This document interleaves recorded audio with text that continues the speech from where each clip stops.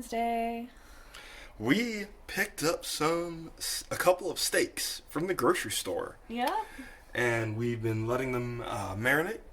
Sarah's done a dry rub on hers. What's in yours? Chimichurri, salt, and pepper. Very nice. Looks delicious. And then on mine, I've let mine marinate in Italian dressing and a cut up pickled habanero pepper. It's gonna be real spicy, real good, y'all. That's why I'm cooking his last. And we are gonna cook it on this little George Foreman grill. Yep. And come along. Yep. This one is on. Gonna close it. First one is done, resting right now. Gotta wrap that up.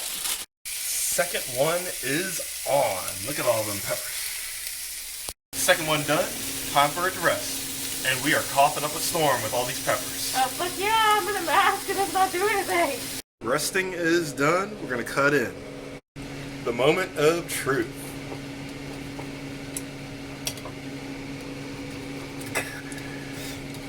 Tried to cook it to medium. It's a little tough. Nah, it's medium. Yeah, medium, maybe a little bit medium rare, Yeah. but it's still good. Yeah.